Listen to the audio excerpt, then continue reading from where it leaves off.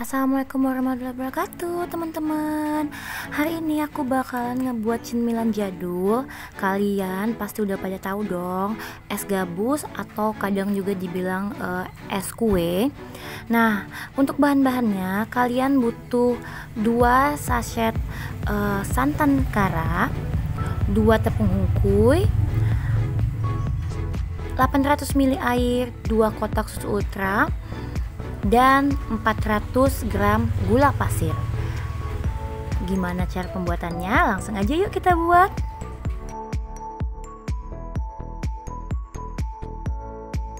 Oke teman-teman, pertama-tama kita tuang air yang sudah kita siapkan tadi sebanyak 800 ml.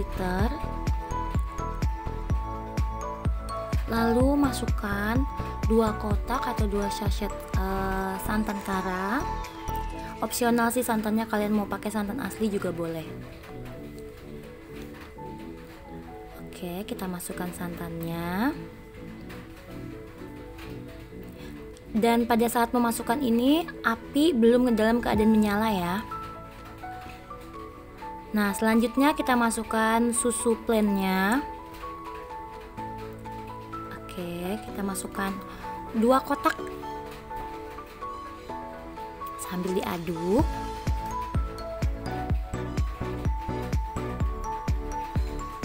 Lalu masukkan tepung hungkuinya.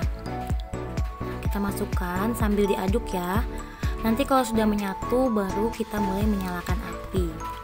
Oke, kita aduk-aduk dulu. Nah, kenapa di sini aku pakai 2 tepung hungkui dengan warna yang berbeda? Sebenarnya sih pengennya cuma 1 warna supaya gampang nanti diwarna-warnainya gitu. Tapi pas aku cari-cari ternyata cuma ada 2 warna ini. Jadi nggak apa-apa kan? Biar dicampur aja warna hijaunya sama warna putihnya. Jadi nanti tinggal aku proses pewarnaannya, cari warna yang agak-agak mirip aja biar nggak kacau banget ntar warnanya. Oke, jangan lupa ya diaduk dulu. Ini tetap kondisi api belum nyala ya. Oke ya bun, jadi kita aduk dulu, tunggu rata dulu. Kita masukkan tepung hungkuinya juga sedikit demi sedikit sambil diaduk terus. Kenapa dalam kondisi api mati? Soalnya kalau misalkan udah kondisi api menyala itu gampang banget nanti dia jadi nggak halus gitu bun, jadi bergerindil gitu. Jadi memang kita harus pakai api yang nggak nyala dulu. Maksudnya pakai dalam keadaan api yang nggak nyala dulu. Sudah rata baru nanti kita nyalakan apinya. Nah, sekarang waktunya untuk masukkan gula pasir. Jadi gulanya dimasukkan pelan-pelan juga sambil diaduk rata. Nah, setelah ini baru kita mulai menyalakan api. Dan perlu diingat ya bun, setelah kita menyalakan api kita harus tetap ngaduk terus supaya nanti dia tuh nggak ngendap di dalam dan nggak berkerindil gitu. Jadi diaduk terus searah jarum jam. Ini juga tekniknya sering dipakai untuk pembuatan kelapa tart. Jadi kalian nggak bisa ditaruh gitu aja tuh adonannya, nanti bakalan ngendap di bawah dan bisa-bisa itu gosong di bawah. Bisa juga nanti adonan kalian itu jadi kasar, jadi berkerindil gitu beb.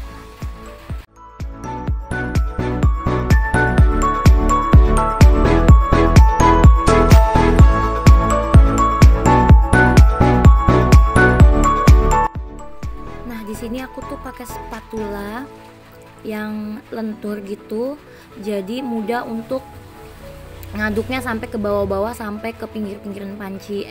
Jadi nggak ada yang ngendap dan nggak ada yang gosong di bawahnya bun. Oke, diaduk terus ya, diaduk terus sampai nanti kita dapat teksturnya itu yang kental. Nah, untuk proses mendapatkan adonan yang kental kita harus ngaduk terus arah jarum jam Jadi nanti hasil yang didapat benar-benar adonan yang mulus dan gak berkerindil.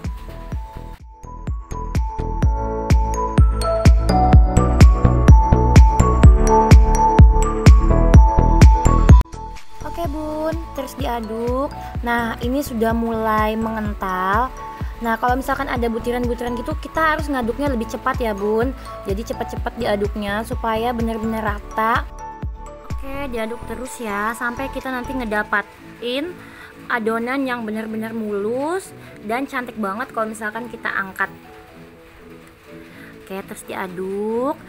Diaduknya harus super cepat kalau sudah dalam keadaan seperti ini, dan ingat keaduknya itu harus sampai di dasar panci biar nggak ada yang gosong ya bun.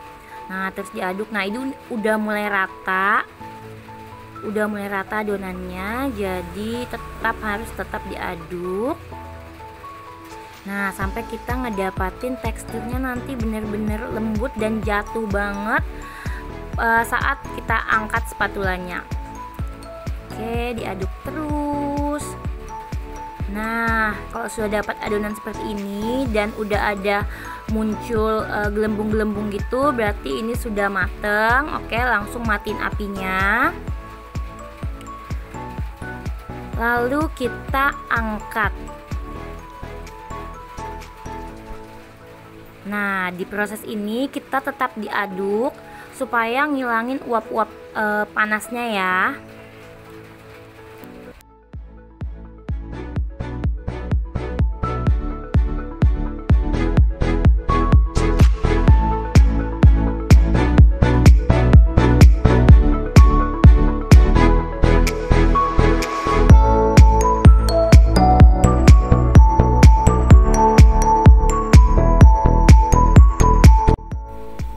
Setelah dirasa uap panasnya udah mulai berkurang, kita masukkan adonan ke dalam loyang. Di sini aku pakai loyang dari Tupperware. Oke, dimasukkan seperti ini ya bun, sambil diratain.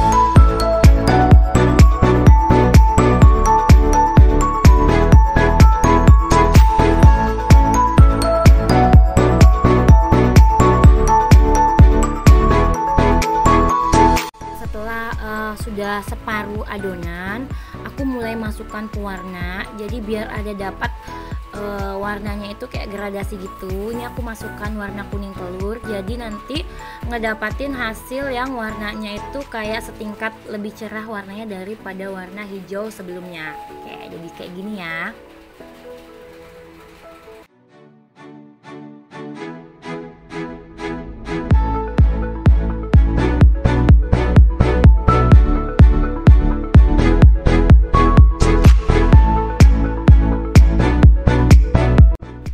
Setelah rata, lalu kita masukkan adonan tadi ke dalam adonan sebelumnya. Nah, kita ratakan seperti ini. Masukkan terus sampai adonannya nanti menutupi adonan sebelumnya.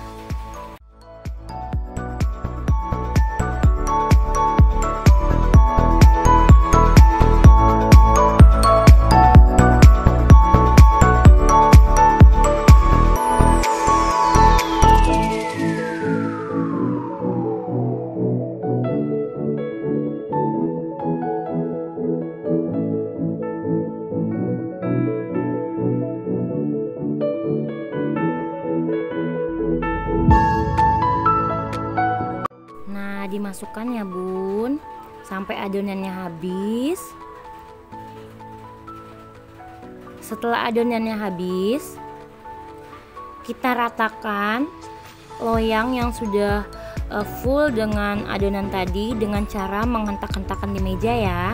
Tujuannya supaya nanti tekstur dari si es gabus kita nggak ada yang bolong-bolong.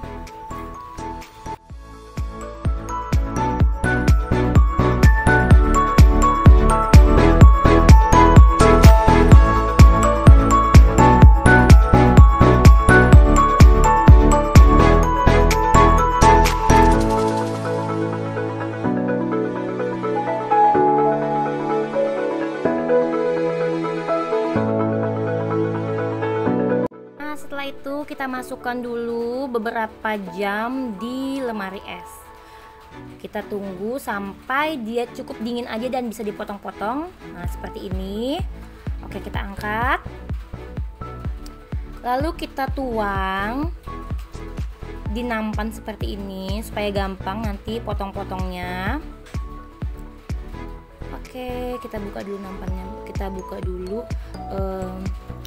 adonannya, Bun, maksudnya.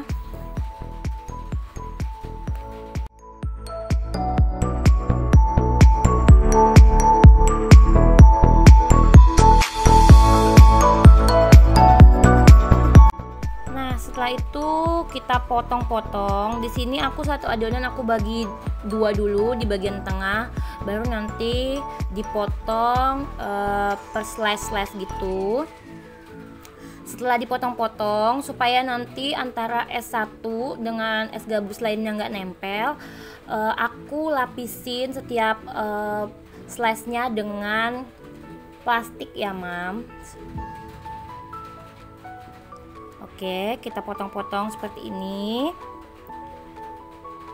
Nah, habis itu kita lapikin dengan plastik, dibungkus maksudnya dengan plastik supaya nanti pada saat beku kita gampang untuk ngambilnya, nggak lengket-lengket gitu. Nah, seperti ini. Nah, kalau sudah seperti ini siap untuk dibekukan di dalam kulkas. Oke, kita masukkan dulu ya. Kita tunggu sampai dia benar-benar mengeras, beku, baru nanti kita keluarkan di kulkas.